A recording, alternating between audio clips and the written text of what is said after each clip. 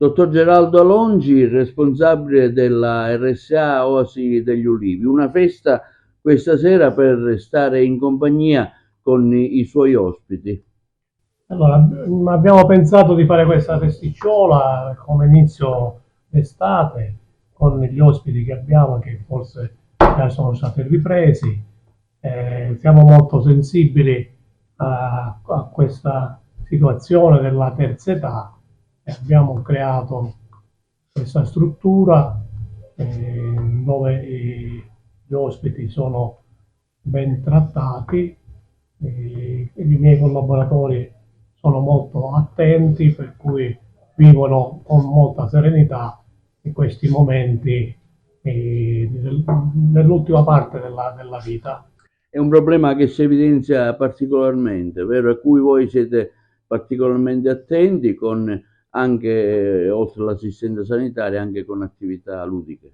Sì, ci stiamo impegnando perché possano vivere bene con i familiari che vengono regolarmente ogni giorno, non sono abbandonati, è un'esigenza che oramai abbiamo tutti quanti perché lavoriamo tutti, quindi i genitori sono costretti a rimanere a casa con i rischi che purtroppo ci possono essere, che sono le cadute, oppure la somministrazione dei farmaci che non è molto precisa, invece qui c'è un'assistenza totale a 360 gradi e cerchiamo di garantire questi momenti. Abbiamo organizzato appunto questo momento di convivialità con tutti quanti, con i familiari, con i nostri operatori. Noi stiamo facendo questa festa. Forte anche della sua esperienza all'ospedale di Agrigento, lei ha gestito per tantissimi anni un reparto particolarmente difficile, quello dell'hospice. Sì, io quell'esperienza mi è servita tantissimo, per cui ho cercato di creare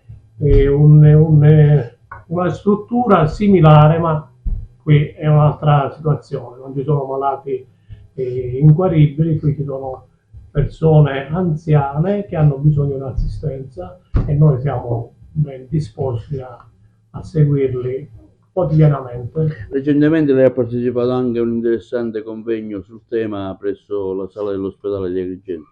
Sì, e quello è un altro argomento.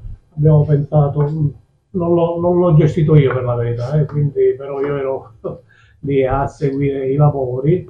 È stato un convegno molto interessante perché abbiamo parlato della nascita, dell'adolescenza, ma anche del fine vita, perché sono tre cose molto importanti. La nascita, io tra l'altro penso che già al concepimento si parla di vita, per cui è giusto proseguire regolarmente nell'escursus della vita fino all'ultimo segmento, che è quello finale dei malati inguaribili.